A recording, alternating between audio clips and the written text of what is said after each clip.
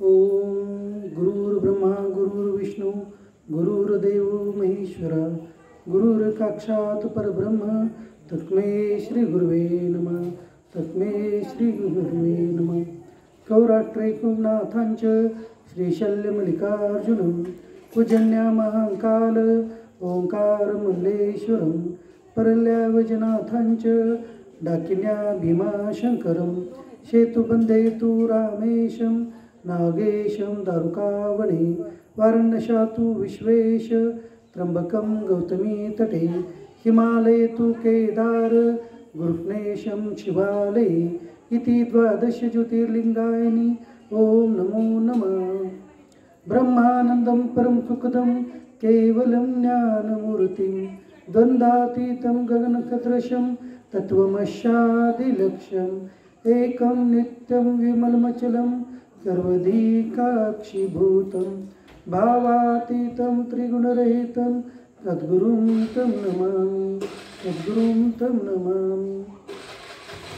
ओम शांताकारं भुजंगशयनं पद्मनाभं सुरेशं विश्वाधारं गगनसदृशं मेघवर्णं शुभांगं लक्ष्मीकान्तं कमलनयनं योगिभिः अर्ध्यानगम्य वन्दे विष्णुं भवभयहारं सर्वलोकैकनाथं यं ब्रह्मा वरुणेन्द्र रुद्रमरुता स्तुवन्ति देवैस्तवैर्वेदे कांगपदक्रमोपनिषदं गायन्ति यमकामगा ध्यानावस्थि तद्गतेन मनसा पश्यन्ति यं योगिनो यशान्तं न विदु पुराकुरगणा देवाय तस्मै नमः देवाय तस्मै नमः।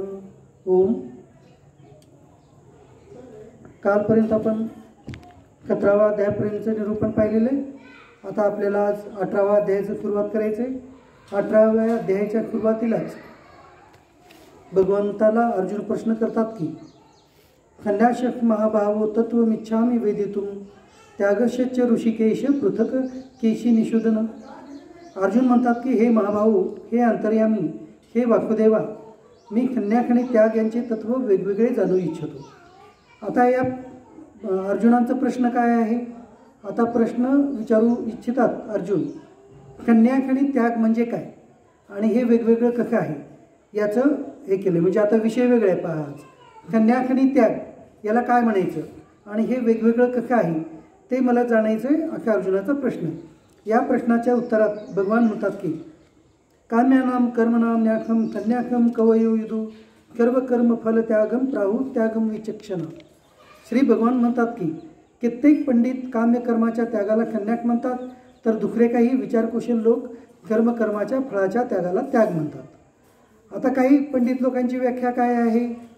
खंड्याक म्हणजे काय?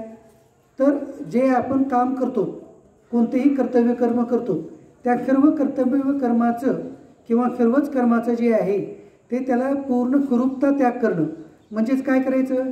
आपले कोणतंच काम न करता आपलं फक्त खंड्याक घेऊन राहणं याला जे आहे ते खंड्याक असं काही जण म्हणतात। आणि दुसरे जे काही खरे विद्वान आहेत, जे विचारकुशल मनुष्य आहेत, जे महात्मे आहेत, ते मात्र त्याग म्हणजे कशाला म्हणतात?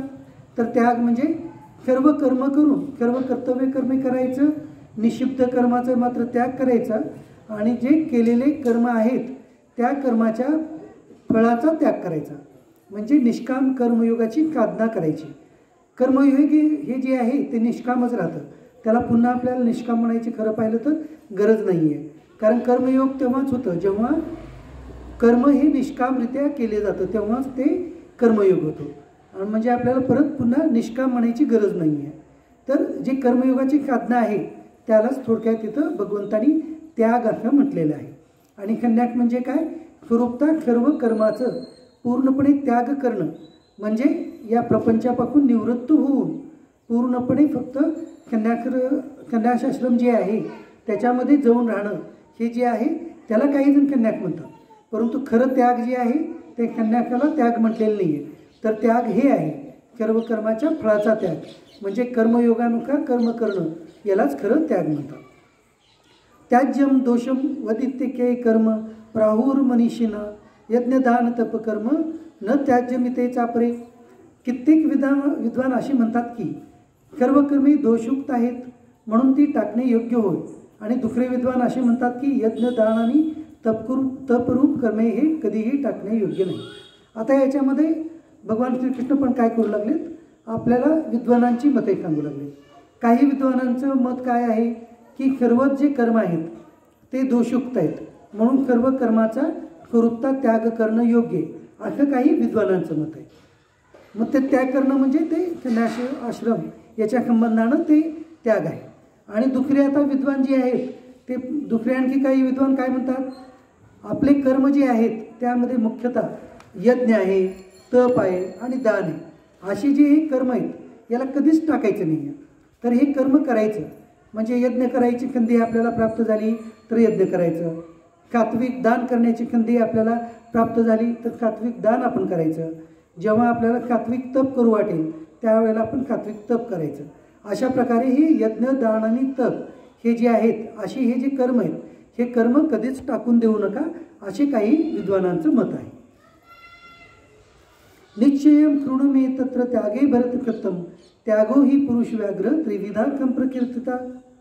हे पुरुषश्रेष्ठ अर्जुना, संन्यास आणि त्याग या दोहोंपैकी प्रथम त्यागाच्या बाबतीत माझा निर्णय ऐक. कारण त्याग ही सात्विक, राजक आणि तामक या भेदामुळे 3 प्रकारचा सांगितला आहे. आता अर्जुनाच्या योगे आम्हालाच सर्व मनुष्यांना उपदेश करू लागले भगवंत. ते म्हणते की संन्यास आणि त्याग याच्यामधलं आता निश्चित माझं जे मत आहे ते मी तुला सांगतो, ते तू ऐकून घे. आणि आता त्यागाचे सुद्धा 3 प्रकार पडतील असं भगवंत सांगत आहेत.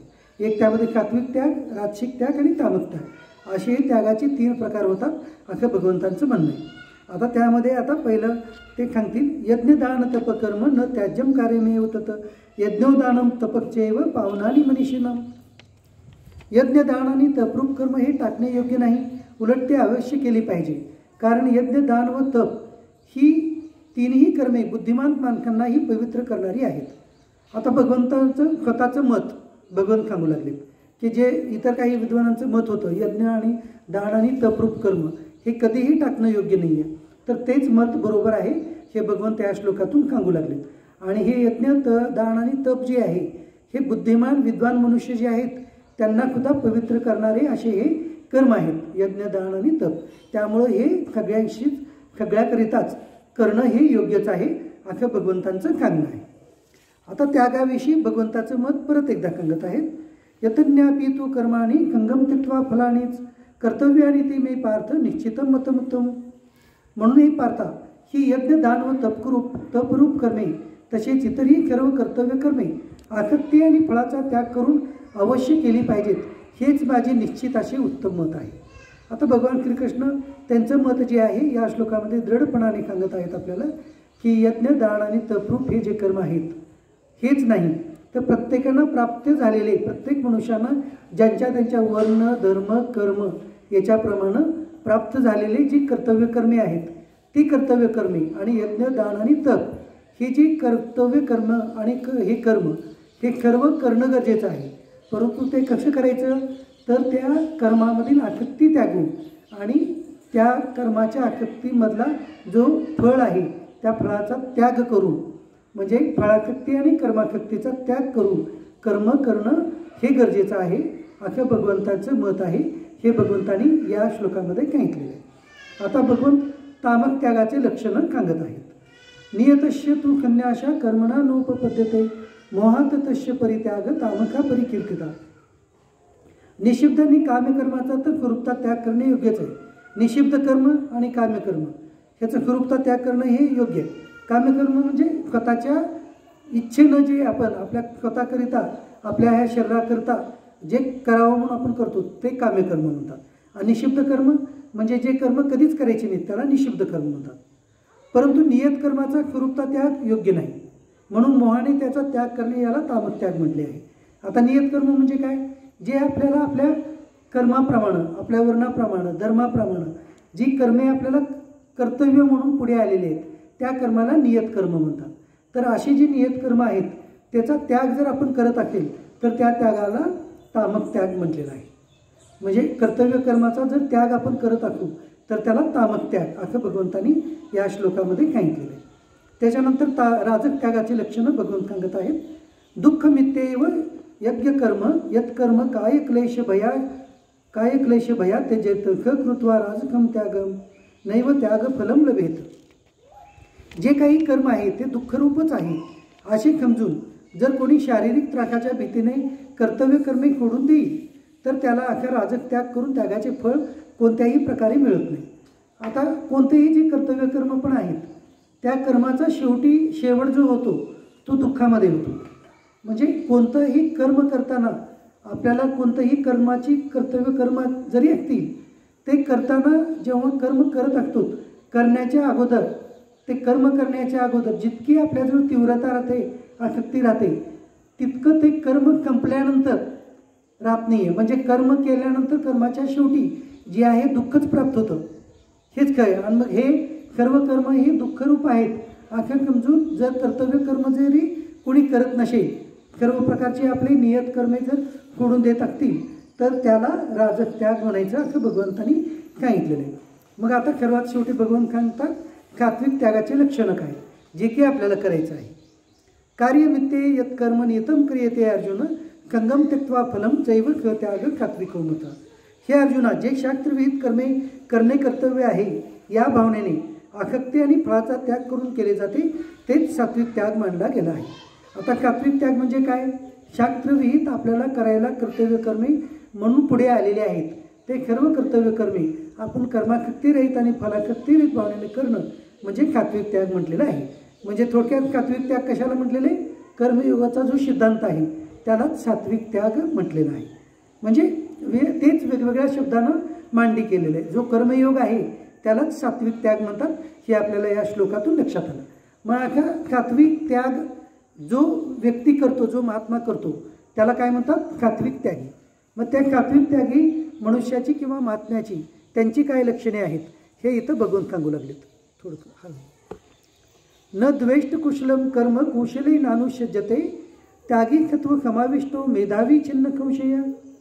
जो मनुष्य कुशल नसलेला कर्माचा द्वेष करीत नाही आणि कुशल कर्मात आसक्त होत नाही तो शुद्ध सत्वगुणी पुरुष संशयरहित ज्ञानी व खरा त्यागी होत.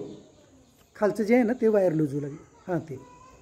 तर आता ह्याच्यामध्ये बघून काय सांगतात कुशल कर्मे आणि अकुशल कर्मे. आता कुशल कर्म काय आणि अकुशल कर्म काय. तर कुशल कर्म म्हणजे ती कर्म जे कर्म करायला आपल्याला वैयक्तिकरित्या आवडतं आणि ते कर्म करण्यामध्ये आपला हातखंडा आहे त्याला काय म्हणतात कुशल कर्म. आणि अकुशल कर्म म्हणजे काय तर अकुशल कर्म म्हणजे जी कर्म करायला आपल्याला आवडत नाही आणि जे करायलाही आपल्याला जमत नाही त्याला अकुशल कर्म म्हणतात. मग आता भगवान काय सांगू लागले की काही कर्म आपल्याला कर्तव्य कर्म जे आहेत आपल्याला आवडीचीही प्राप्त होतात आणि काही कर्तव्य कर्मे आपल्याला न आवडती सुद्धा प्राप्त होतात. म्हणजे काही आपल्या मनासारखं आपली जी मनापासून इच्छा असते अशी कर्तव्य कर्म करायला काही प्राप्त होतात आणि काही कर्तव्य कर्मे अशी प्राप्त होतात आपल्याला की जे आपल्याला स्वभावतः आवडत नाहीत. तर मग भगवान काय सांगते तुम्हाला कर्म करणारी ती आवडत असतील किंवा न आवडती असतील तरी तुमचं कर्तव्य कर्म म्हणून ते कर्म तुम्हाला करणं गरजेचं आहे. आणि ते कर्म जो मनुष्य करतो तो आणि ते कर्म केल्यानंतर त्या कर्मातील फळाचा त्याग करून जो मनुष्य कर्म करतो अशा कर्त्याला सात्विक त्यागी असं भगवंतांनी म्हटलेलं आहे. म्हणजे सात्विक त्याग कर्मयोग जे आहे त्याच्या थोडंसं पुढे जाऊन सांगितलं याच्यामध्ये. म्हणजे जे कर्म करायची रीत आहे त्याच्यामध्ये आणखी थोडंसं याच्यामध्ये वाढवले सात्विक त्यागामध्ये लक्षणं. काय वाढवले त्यानं म्हणजे कुशल कर्मही करतो आणि कुशल कर्मही करतो. म्हणजे आवडती कर्मही करतो आणि न आवडती कर्मसुद्धा करतो अशी काही लक्षणं येतं भगवंतानी आणखी थोडेसे त्याच्यामध्ये अधिकची सांगितलेली आहेत. आता मनुष्याला जी आहेत आपल्याला कधीही आपण कर्म न करता कोणताही मनुष्य क्षणभरही राहत नाही याच्याबद्दलचा श्लोक आता भगवंत सांगत आहे. न ही देहवृत्या शक्यम त्यक्तुम कर्मान्य शेषता यक्तु कर्मफल त्यागी त्यागी इति अभिधीयते. कारण शरीरधारी कोणत्याही माणसाकडून पूर्णपणे सर्व कर्माचा त्याग केला जाणे कधीही शक्य नाही. म्हणून जो कर्मफळाचा त्यागी आहे तोच त्यागी आहे असे म्हटले जाते. आता काय होतं पहा जेव्हा या पृथ्वीतलावरती आपण मनुष्य म्हणून जन्म घेतलो मनुष्य जन्म घेतल्यानंतर मनुष्य जन्म हा कर्तव्य कर्म प्रधानच मनुष्य जन्म आहे. म्हणजे फक्त या पृथ्वीतलावर नाहीच तर या पूर्ण ब्रह्मांडामध्ये फक्त एकमेव कर्मजीवनी जी आहे ती मनुष्ययोनी आहे. बाकीच्या सर्व ह्या भोगजीवनी आहेत. म्हणजे बाकीच्या सर्व योनीमधला जन्म हे फक्त मनुष्य जन्मामध्ये केलेल्या कर्माची फळं भोगण्यासाठीचे जन्म मिळतात. मग त्या पुण्यकर्माची फळं भोगण्यासाठी स्वर्ग आणि ब्रह्मलोकाची किंवा दुसऱ्या यक्ष लोकांची किंवा गंधर्व लोकांची अशी प्राप्ती होते, जे की पुण्यकर्माचं फळ भोगण्यासाठी. आणि नंतर बाकीचे जे पापकर्म आहेत त्याचे फळ भोगण्याकरिता हे जे नीच योनी जे आहेत, ज्याला आपण पशु पक्षादी योनी, त्याच्यानंतर वनस्पतीची योनी किंवा स्थावर योनी असं जे म्हणतो, या योनीची प्राप्ती पापकर्म भोगण्यासाठी केली जाते. म्हणजे आपल्याला ते जन्म भेटतं. मग आपल्याला लक्षात आलं का, तर यामध्ये जे आहे नीच योनी आणि जी अंतजीवनी किंवा नीच योनी म्हणजे खालच्या, आणि नंतर एकदम उच्च योनी म्हणजे देवताची योनी, हे जे आहेत हे फक्त भोग योनी आहेत. आणि जी मध्य योनी म्हणजे हे जे मनुष्य जन्म आहे हा फक्त मनुष्य जन्म कर्म करण्याकरताच भेटलेला आहे. म्हणून मनुष्य जो आहे तो क्षणभर सुद्धा कर्म न करता राहणं शक्य नाही आहे. आपण जर कर्म न करता कधी आपण मी काही न करता उगं पडून राहिलो आहे जर म्हणालो, तर ते उगं फक्त आळशीपणानं पडून राहणं हे तरी कर्म आपण करूच लागलेलो आहोत. म्हणजे आळशीपणानं पडून राहणं हे कर्म करणं सुद्धा एक कर्म आहे. म्हणजे आळस हा सुद्धा एक कर्म आहे, तो कर्म आपण करीतच आहोत. त्याच्यानंतर काय होतं, बाकीचे आपण प्रत्येक वेळेला आपण म्हणजे आपण 3 ते 4 सेकंदाला एक श्वास घेतो, कधी कधी 2 सेकंदाला पण होतं. तर त्यामुळे ही श्वास गती घेत असताना जेव्हा आपण श्वास घेतो ग्रहण करतो त्यावेळेला कित्येक जंतू आपल्या नाकामध्ये जातात, ते मेले जातात, मरून पुन्हा बाहेर पडतात. मग हे कर्म आपण जे आहे ते आपली इच्छा असताना असू किंवा नको तरी घडतच आहे. म्हणजे कित्येक कृमी कीटकांना आपण मारत आहोत. म्हणजे हे कर्म तर घडूच लागले, तो एक पाप कर्म न करत घडूच लागले. म्हणजे कर्म न करता मनुष्य क्षणभर सुद्धा कधीच राहू शकत नाही, हे भगवंतांनी या श्लोकामध्ये सांगितलेलं आहे. तेच बरोबर एकदम योग्य आहे. म्हणून कर्माचा त्याग न करता, आपल्या कर्तव्य कर्माचा त्याग न करता आपण फक्त कर्मफळाचा त्याग करणं हेच योग्य आहे. आणि ते कर्म करणं जे करणारा करता आहे त्यांना सात्विक त्याग असं भगवंतांनी म्हटलेलं आहे. आता या त्यागी मनुष्याचे त्यांचं महत्त्व काय आणि त्याचे प्रकार किती आहेत ते सांगू लागले. अनिष्टम इष्टम मिश्रमच त्रिविधम कर्मणा फलम भवती अत्यागिनाम प्रेत्य न तू संन्यासीनाम क्वचित. कर्मफळाचा त्याग न करणाऱ्या मनुष्यानं कर्माचे बरे वाईट व मिश्र असे 3 प्रकारचे फळ मेल्यानंतर जरूर मिळते, परंतु कर्मफळाचा त्याग करणाऱ्या मनुष्यांना कर्माचे फळ कधीही मिळत नाही. आताच आपला विषय झाला की 3 प्रकारची योनी आहेत, उच्च योनी, मध्य योनी आणि नीच योनी. तर अशा प्रकारचे कर्माचं बरं वाईट आणि मिश्र फळ जे आहेत, बरं म्हणजे सगळ्यात चांगलं पुण्यफळ जे आहे ते देवता लोकांची प्राप्ती होणं. त्याच्यानंतर वाईट हे काय आहे, नीच योनीची प्राप्ती जी आहे ते. आणि मिश्र म्हणजे काय आहे, हे आपली मध्य योनी जे मनुष्य योनी आहे त्याला. तर असे हे फळ जे आहे मेल्यानंतर आपल्या मनुष्यांना म्हणजे ते त्या सूक्ष्म देहाला नवीन नवीन योनी प्राप्त होतात. अशा प्रकारचे हे 3 फळ प्रत्येकानं प्राप्त होतातच जर कर्मफळाचा त्याग नाही केला तर. आता ह्या कर्म घडण्यासाठी हेतू काय आहेत त्याचा थोडासा हे सांख्यिक सिद्धांतानुसार थोडंसं विश्लेषण करत आहेत. हा विषय थोडासा कळण्याकरता अवघड आहे. पंचेतानी महाभावो कारणानी निबोध मे कांके कृताने कृतांते प्रोक्तानी सिद्धे कर्वकरण म्हणून. हे महाभाव, सर्व कर्माच्या सिद्धीची ही 5 कारणे कर्माचा शेवट करण्याचा उपाय सांगणाऱ्या शांखशास्त्रात सांगितली गेली आहेत. ती तू माझ्याकडून नीट समजून घे. जाऊ बरं तिकडे, चला चला चला घरी जा. तर आता काय करू लागले, भगवंत जे आहेत कोणतेही कर्म घडण्याकरता त्या कर्म घडण्यासाठी फक्त 5 कारणं आहेत. त्या 5 कारणाचं विश्लेषण आता भगवंत करत आहेत. बरं, हे विश्लेषण कसं आहे, हे आपले जे एकूण षटशास्त्र आहेत जे की त्याच्यामधील पहिलं शास्त्र सांख्यशास्त्र म्हणून सांगितलेलं. तर त्या सांख्यशास्त्रानुसार जे वर्गीकरण आहे ते सांख्यशास्त्रानुसारचं वर्गीकरण जे आहे भगवान सांगू लागले. सांख्यशास्त्रामध्ये याचं विश्लेषण आलेलं आहे, तेच विश्लेषण भगवान सुद्धा आपल्याला सांगत आहे. त्यामध्ये पहिला श्लोक आहे, त्यामध्ये भगवान सांगत आहेत, अधिष्ठानम तथा कर्ता कर्णमच पृथक्विदम विविधाच पृथक चेष्टा दैव चैवात्र पंचमम. कर्म पूर्ण होण्यासाठी अधिष्ठान करता, निरनिराळ्या प्रकारची करणे, अनेक प्रकारच्या वेगवेगळ्या क्रिया आणि पाचवे कारण दैव हे आहे. आता भगवंतांनी इथं 5 कारणं जी आहेत ते सांगितलेले. त्याच्यामध्ये कार्य पूर्ण होण्यासाठी म्हणजे आपण जे कर्म करतो आपल्याला माहीत राहत नाही आपण ते कर्म करतो, परंतु त्याच्यामध्ये मुख्य 5 कारणं आहेत.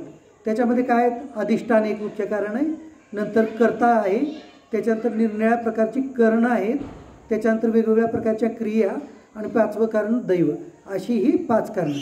ते काय आता त्याचं विश्लेषण पुढे सांगतील ते पाहू.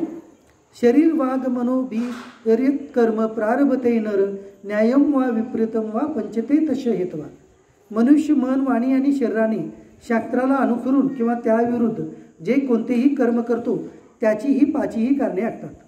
आता मनुष्य 3 प्रकारचे 3 द्वारे कर्म केले जातात किंवा आपल्या कर्माची कर्मफळे जी आहेत 3 प्रकारची मोजली जाते. आपल्याला वाटतं की आपण फक्त शरीरानं जे कर्म करतो म्हणजे कायिक त्याच कर्माला आपण कर्म समजतो, परंतु कायिक म्हणजे शरीराद्वारे केले जाणारे कर्म त्याचे फळ मिळतात आपल्याला. त्याच्यानंतर वाचिक म्हणजे मुखाद्वारे जे आपण कर्म करतो, मुखाद्वारे जे बोलतो त्याचे सुद्धा कर्मफळ मिळतात. समजा आपण मुखाने एखाद्या व्यक्तीची स्तुती केलो तर त्या व्यक्तीची स्तुती केल्यानं, कोणत्याही व्यक्तीची स्तुती जर केली, आपण भगवंताची स्तुती केली हे केली तर आपल्याला आपण स्तुती पाठीमागं करणं, तर ते पाठीमागे जर स्तुती केली तर आपले पुण्यकर्म वाढतात. आणि तेच जर आपण निंदा केली, तिरस्कार केलं एखाद्या व्यक्तीचं पाठीमागं तर आपले पापकर्म वाढतात. अशा प्रकारचे काही नंतर हे वाचिक आहेत. त्याच्यानंतर मानसिक, मनानं आपण कुणाचंही वाईट चिंतलं हे झालं तर ते मानसिक वाईट कर्म चिंतल्यानं आपल्याला काय होतं तर त्याचे जे पुण्यकर्म न मिळता तिथं पापकर्म निर्माण होतात मानसिक. तर अशा प्रकारे कायिक, वाचिक आणि मानसिक प्रत्येकाद्वारे 3 कर्म होतातच असं भगवंतांनी सांगितलेले. आणि ह्या अशा 3 प्रकारे कर्म घडण्याकरता कारण जे आहे ते 5 कारण आहेत, कोणते आपण वर पाहिलेले. आता त्याविषयी माहिती आता इथे सांगू लागले.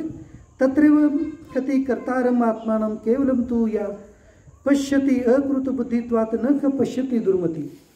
परंतु असे असूनही जो मनुष्य अशुद्ध बुद्धीमुळे कर्म पूर्ण होण्यामध्ये केवळ आणि शुद्ध स्वरूप आत्म्याला कर्ता म्हणून समजतो तो मलिन बुद्धीचा अज्ञानी खरे काय ते जाणतो. आता अशा प्रकारे कोणतंही कर्म करण्याकरता ही 5 प्रकारचीच कार्य जे आहेत किंवा ते कर्ता, अधिष्ठान हे जे आहेत तेच कारणीभूत असताना सुद्धा जर मनुष्य म्हणत असेल की कर्म करण्याकरता मीच कारणीभूत आहे, मीच म्हणजे काय, मी म्हणजे कशाला म्हटलेलं आहे, मी म्हणजे क्षेत्रज्ञ जीवात्म्याला म्हटलेलं आहे. म्हणजे क्षेत्रज्ञ जीवात्म्याला जो मनुष्य कर्ता समजतो तो मात्र मलिन बुद्धीचा आहे किंवा त्याला अज्ञानी मनुष्य असं म्हटलेलं आहे. यश नाकृतो भाव बुद्धिर्यश न लिप्यते हत्वापि क इमान लोकान न अंती न निबद्धते. ज्या माणसाचा अंतकरणात मी करता आहे असा भाव नसतो, तसेच ज्याची बुद्धी सांसारिक पदार्थात आणि कर्मात लिप्त होत नाही तो माणूस या सर्व लोकांना मारूनही वास्तविक तो मारत नाही आणि त्याला पापही लागत नाही.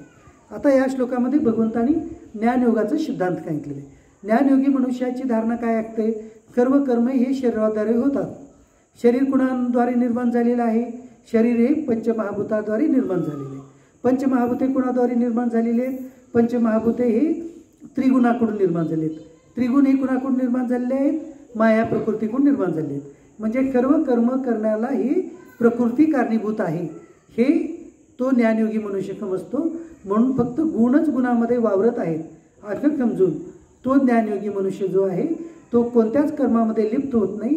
म्हणून त्याला त्या कर्मामध्ये लिप्त न झाल्यानं त्यापासून निर्माण होणारे जे कर्मफल आहेत ते त्या व्यक्तीला, त्या मनुष्याला, त्या महात्म्याला बंधन निर्माण करत नाहीत. मग त्यामुळं त्या मनुष्यानं जर म्हणजे आता हे अर्जुनासाठी सांगू लागले, म्हणून तू ज्ञानयोगी होऊन अशा प्रकारे या युद्धभूमीवरती जर कोणत्याही सैनिकांचा, तुझ्या गुरूंचा किंवा पितामहांचा जरी तू वध केला तरी ते तू त्यांना मारणं शक्य नाही आणि तू त्यांच्याकडून मेलं जाणं हे शक्य नाही, हे भगवंतांनी या श्लोकामध्ये सांगितलेले. आता यानंतर पुढे सांगू लागलेत, ज्ञानयम नियम परिज्ञाता त्रिविधम कर्म चोदना कर्णम कर्म करते ती त्रिविधा कर्मसंग्रह. ज्ञाता, ज्ञान आणि ज्ञेय या 3 प्रकारच्या कर्माच्या प्रेरणा आहेत आणि कर्ता, करण तसेच क्रिया हे 3 प्रकारचे कर्मसंग्रह आहे. आता आपल्याला इथं ह्याच्यामध्ये जे होतं थोडंसं विषयातलं म्हणजे अधिष्ठान जे होतं अधिष्ठान म्हणजे हे शरीराला म्हटलेलं आहे. शरीर जे आहे त्याला अधिष्ठान म्हटलेलं आहे.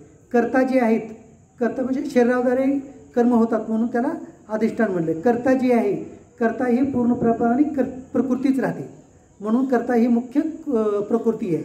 त्याच्यानंतर निरनिराळ्या प्रकारची 5 कारणे म्हणजे कोणते आहेत? जे अंतकरण, मन, बुद्धी, चित्त, अहंकार जे आहेत हे करण आहेत वेगवेगळ्या प्रकारे. क्रिया पंचज्ञानेंद्रिय पंचकर्मेंद्रियाकडून जे क्रिया आहेत ते क्रिया होतात. आणि 5वं कारण दैव म्हणजे जे आहे ते प्रारब्ध. प्रारब्धानुसार मनुष्य त्या त्या प्रकारचे कर्म करायला त्याला पुढे होतं आणि त्याप्रमाणे तो कर्म करतो. अशा प्रकारची ही 5 जे आहेत कारणं आहेत. आता त्या 5 कारणानुसार हे जे आहेत पुढे मनुष्य कर्म करतो. कशा प्रकारे? ज्ञाता, ज्ञान आणि ज्ञेय हे कर्माच्या प्रेरणा आहेत. म्हणजे कर्म करण्यासाठी प्रेरणा कोण आहेत? ज्ञाता. ज्ञाता म्हणजे कोण आहे? ज्ञाता म्हणजे ज्याला ज्ञान झालेला आहे तो, म्हणजे इथं कोणाला? क्षेत्रज्ञ जीवात्मा. ज्ञान म्हणजे तत्वज्ञान. कोणतं ज्ञान? मी क्षेत्रज्ञ स्वरूप जीवात्मा आहे हे ज्ञान. आणि ज्ञेय काय? ज्ञेय म्हणजे ज्ञेय तत्व कुणाचा? त्या भगवंताचा मी अंश आहे हे ज्ञेय तत्व आहे. म्हणजे भगवंताचा अंश आहे हे जाणणं जे आहे ते ज्ञेय तत्व आहे. मग अशा प्रकारचं तिन्ही एकच आहे. म्हणजे जेव्हा तिन्ही एक होतं, ज्ञाता, ज्ञान आणि ज्ञेय तिन्ही जेव्हा एक होतं तेव्हा ते क्षेत्रज्ञ जीवात्म्याचं ज्ञान होतं. कर्ता, करण आणि क्रिया हे जे आहे, कर्म करणारा तो कर्ता. त्याच्यानंतर ज्या शब्दाने कर्म केले जाते ते करण, आणि करणं म्हणजे ही क्रिया. तर कर्म करणारा कर्ता कोण आहे? प्रकृती ही कर्ता आहे. त्याच्यानंतर कोणत्या शब्दाने कर्म केली जातात? तर ह्या अंतकरण, मन, बुद्धी आणि पंचज्ञानेंद्रियामार्फत कर्म केली जातात. तर त्याला काय म्हटलेलं आहे? ते जे आहे ते करण म्हटलेलं आहे. आणि क्रिया म्हणजे कर्म करण्याची जी क्रिया आहे त्याला कर्म म्हटलेलं आहे. ज्ञानम कर्मच कर्ताच त्रिदेव गुणभेदता प्रोच्यते गुणसंख्याने यथावत शृणुतान्यपी. गुणाची संख्या करणाऱ्या शास्त्रात ज्ञान, कर्म आणि कर्ता हे गुणाच्या भेदाने 3 प्रकारचे सांगितले आहेत. तेही ते माझ्याकडून नीट समजून घे. आता भगवंताच्या पुढे जे आहेत ज्ञान, कर्म आणि कर्ता याचे सुद्धा पुन्हा 3 भेद पडतात. म्हणजे सात्विक, राजसिक आणि तामसिक अशा प्रकारचे त्याचे परत 3 भेद पडतात. हा तर विषय जो आहे तो शास्त्रातला विषय आहे. थोडंसं म्हणजे कळायला थोडंसं कठीण जातं. म्हणजे ऐकेपर्यंत नंतर पुन्हा काहीच लक्षात येत नाही. ते सर्वभूतेषु येनकम भावम अव्ययम विक्षते अविभक्तम विभक्तेषु तज्ज्ञानम विद्धी सात्विकम. ज्या ज्ञानामुळे माणूस निरनिराळ्या सर्व भूतामध्ये एकच एक अविनाशी परमात्मा भाव विभागरहित खंभावाने भरून राहिला आहे असे पाहतो ते ज्ञान तू सात्विक आहे असे तू जाण. आता सात्विक ज्ञान काय कुणाला म्हटलेलं आहे? सात्विक ज्ञान कशाला म्हटलेलं आहे? जो ज्ञानयोगीचं ज्ञान आहे, सर्व भूतमात्रामध्ये एकाच भगवंताला पाहणं हे जे ज्ञान आहे हे पाहणं म्हणजे सात्विक ज्ञान आहे असं थोडक्यात भगवंतांनी सांगितलेलं आहे. किंवा कर्तव्य कर्म करणारा कर्मयोगी जो मनुष्य आहे त्याचं जे ज्ञान आहे त्या ज्ञानाला सात्विक ज्ञान असं भगवंतांनी या श्लोकामध्ये सांगितलेलं आहे. त्याच्यानंतर राजक ज्ञान म्हणजे काय? पृथक्त्वेन तू यज्ञानम नाना भावानं पृथक विधान वेत्ती सर्वेषु भूतेषु तज्ज्ञानम विद्धी राजकम. परंतु ज्या ज्ञानाने मनुष्य सर्व भूतामध्ये भिन्न भिन्न प्रकारचे अनेक भाव वेगवेगळे जाणतो ते ज्ञान तू राजक आहे समज. आता जे आपलं ज्ञान आपण मनुष्य देहावरती समजून जितके मनुष्य आहेत त्याप्रमाणे त्यांच्या मनुष्याचे प्रत्येकाचे वेगवेगळे आत्मे आहेत म्हणून ते प्रत्येकांचं वेगवेगळे कर्म आहेत ते वेगवेगळे राहणार. एकच कसं होणं असं जे आपल्याला वाटतं ते म्हणजे राजक ज्ञान आहे. म्हणजे जे आपली आत्तापर्यंतची भावना होती जे की मनुष्य जेवढे तेवढे आत्मे वेगळं प्रत्येकांचं वेगवेगळं हे एकच राहणं कसं शक्य आहे असं जे ज्ञान आहे असं वाटणं म्हणजे राजक ज्ञान. त्याच्यानंतर तामक ज्ञान काय आहे ते पाहू. यत तू कृत्नवत एककमिन कार्ये फक्तम अहेतुकम अतत्वार्थवत अल्पमच तत तामकम उदारुतम. परंतु जे ज्ञान एका कार्यरूपी शरीरातच पूर्णाकरके आखत टाकते तसेच जे युक्तिशून्य तात्विक अर्थाने रहित आणि तुच्छ टाकते ते तामक म्हटले गेले. आता काही असे तामशी मनुष्य जे राहतात त्याने काय म्हणतात? ईश्वर म्हणजे कोण नाही, संत महात्मा कोण नाहीत, हे ग्रंथ असे भगवद्गीता वेदासारखं हे ग्रंथ काही नाही आहे, सर्व हे ग्रंथ म्हणजे थोतांड आहे असं म्हणून मी जे करन तेच तेवढं खरं. हे शरीर जे आहे आताचा जन्म जेवढा घेतलेला आहे मनुष्य जन्म तोच खरं, याच्या व्यतिरिक्त दुसरं काही नाही आहे, याच्यामध्ये जे काही करणं आहे तेच खरं, पाप पुण्य हे जे मेल्यानंतरच्या कल्पना आहेत त्या पूर्णपणे खोटंच आहे, हे जे फक्त आपण जे करू तेच खरं आहे असं ज्याला वाटतं आणि स्वतः म्हणजेच जे मीच माझ्या व्यतिरिक्त दुसरं काही जग नाही, आपल्यासाठी आपण स्वतः जगणं आपल्यासाठी योग्य ते करणं असं ज्याचं स्वतः केंद्रित बुद्धी असते अशा बुद्धी केंद्रित असणाऱ्या मनुष्याला तामक ज्ञान आणि त्याला तामक ज्ञानी असं म्हटलेलं आहे. आता सात्विक कर्माची लक्षणं सांगू लागले. नियतम खंगरहितम रागद्वेषताकृतम अफलप्रेक्षुणा कर्म यत् सात्विकम उच्यते. जे कर्म शास्त्रविधीने नेमून दिलेले असून कर्तेपणाचा अभिमान न बाळगता फळाची इच्छा न करणाऱ्या मनुष्याने राग व द्वेष सोडून केलेले असते ते सात्विक म्हटले जाते. आता भगवान काय म्हणू लागलेत बघा. आता आखा जो मनुष्य आहे, आखा जो कर्ता आहे, तो काय करतो? शास्त्रविधीनं नेमून दिलेले जे कर्म आहेत तोच करतो आणि त्या कर्मामधील आसक्ती सोडून, म्हणजे ते कर्म करताना त्याच्यामधील कर्मामधील आसक्ती किंवा त्याच्यातील द्वेष, कुशल कर्मातील प्रेम आणि ह्याच्यातील कुशल कर्मातील द्वेष सोडून जो कर्म करतो अशा कर्माला सात्विक कर्म असं भगवंतांनी म्हटलेलं आहे. आता राजक कर्म म्हणजे काय? यत्तु कामे पुन्हा कर्म कां करेन वा पुन्हा क्रियते बहुलायकम तत् राजकम उदाहरतं. परंतु जे कर्म अतिशय परिश्रमपूर्वक तसेच भोगांची इच्छा करणाऱ्या किंवा अहंकार बाळगणाऱ्या माणसाकडून केले जाते ते राजक म्हटले गेले आहे. आता काय होतं? अहंकारी मनुष्य जे कर्म करतो आणि काय करतो? ते कर्म करताना मी जे करन तेच खरं आणि इतरांना दाखवण्यासाठी किंवा पाखंडीपणानं किंवा त्याच्यापासून काहीतरी मान वगैरे मिळावं असं म्हणून जो कर्म करतो तर त्या कर्माला राजक कर्म असं भगवंतांनी म्हटलेलं आहे. तामक कर्म म्हणजे काय? अनुबंधम क्षयम हिंकामाने क्षचम पौरुषम मोहातारभ्यते कर्म यत् तामकम उच्यते. जे कर्म परिणाम, हानी, हिंसा आणि सामर्थ्य यांचा विचार न करता केवळ अज्ञानाने केले जाते त्याला तामक कर्म असं म्हणतात.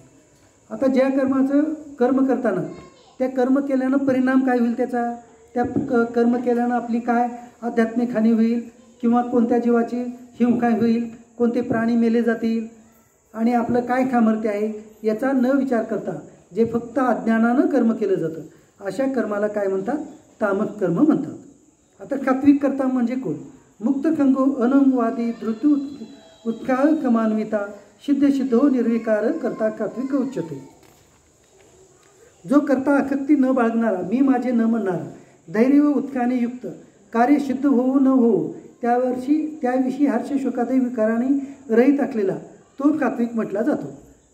जो कर्म करताना मी कर्म करणारा नाही, कर्म करणारा ही प्रकृतीच आहे, पंचमहाभूताद्वारे होतात, त्याच्यानंतर त्याच्यामध्ये उदासीन भावनेने कर्म करतो. मग कार्य ते सिद्ध होऊ किंवा न होऊ, म्हणजे त्या कार्यापासून कार्यफळ कर्मफळ त्याला आवडतंच भेटू किंवा न आवडतं भेटू तरी तो कर्म करणंही कर्तव्य आहे या भावनेने करतो. म्हणजे थोडक्यात तो ज्ञानयोगी करता किंवा कर्मयोगी करता अशाला सात्विक करता असं भगवंतांनी म्हटलेलं आहे. आता राजक करता कुणाला म्हणतात? रागी कर्मफल प्रेपृब्धो युगात्मक शुची हर्षशोकान्विता करता राजक परिकीर्तिता. जो करता आसक्ती असलेला, कर्माच्या फळाची इच्छा बाळगणारा, लोभी, इतरांना पीडा करण्याचा स्वभाव असलेला, अशुद्धाचरणाचा आणि हर्षशोकाने युक्त असतो अशा त्या कर्त्याला राजक करता असे म्हटले जाते. आता जो व्यक्ती सर्व कर्माचं फळाचं त्याग न करता ते कर्माचं फळ मला मिळालंच पाहिजे अशा इच्छेनं जो कर्म करतो त्या कर्त्याला राजक करता म्हणतात. आता आपण जे कर्म करतो, आपण आता हे मनुष्यबुद्धीमध्ये राहून आपल्याला म्हणजे ज्या गोष्टीचं शास्त्राचं ज्ञान नाही आहे, भगवद्गीतेचं ज्ञान नाही, तर आपण आत्तापर्यंत जे केलेले कर्म आहेत ते फळाची इच्छा ठेवूनच आपण कर्म करतो आणि कर्म करताना भावना काय ठेवतो? नाही, मी होतो म्हणूनच हे काम झालं, मी नसेल तर दुसऱ्याकडून होणं शक्य नाही, हे माझ्याकडून होत मीच होतो म्हणून हे कर्म झालं, अशा प्रकारचं अहंकार बाळगून जेव्हा कर्म केलं जातं त्या कर्त्याला राजक करता असं म्हणतात. आणि ते आपण आत्तापर्यंत म्हणजे केलेलं आहे म्हणून आपल्याला माहीत आहे, तर आपण सर्व राजक करते झालो. त्याच्यानंतर आता तामक करता म्हणजे काय म्हणतात ते पाहू. अयुक्तम प्राकृतम स्तब्ध शटू नैस्तृकतो अलका विषादी दीर्घकृतीच करता तामक उच्यते. जो करता अयुक्त, अशिक्षित, गमेंडखोर, धूर्त, दुसऱ्यांची जीवनवृत्ती नाहीशी करणारा, शोक करणारा, आळशी आणि दीर्घकृत्री असतो तो तामक म्हटला जातो. आता या आपल्या मनुष्यामध्ये काही कर्म करणारे असे लोक राहतात की माझं फक्त फायदा व्हायला पाहिजे, दुसऱ्यांचं काही नुकसान किती झालं तरी मला काही देणं घेणं नाही, म्हणजे स्वतःचा फायदा करण्यासाठी तो इतरांचा किती जरी नुकसान झालं तो इतरांचं नुकसान करून, इतरांची हिंसा करून, प्रसंगी इतरांना मारून, त्यांचा प्राणहरण करून किंवा त्यांना दुःख देऊन फक्त स्वतःचा फायदा करून घेतो असा जो मनुष्य आहे तो म्हणजे तामक करता होय असं भगवंतांनी सांगितलेलं. आतापर्यंत आपण जे होतं ते या 18व्या अध्यायातील विवरण पाहिलं. राहिलेलं विवरण जे आहे आपण आता उद्या पाहूया. आत्तापर्यंत झालेली जी सेवा आहे ते भगवान श्रीकृष्णांच्या चरणी, माझ्या सद्गुरूंच्या चरणी आणि भगवान शिवांच्या चरणी अर्पण करून इथेच थांबूया. ओम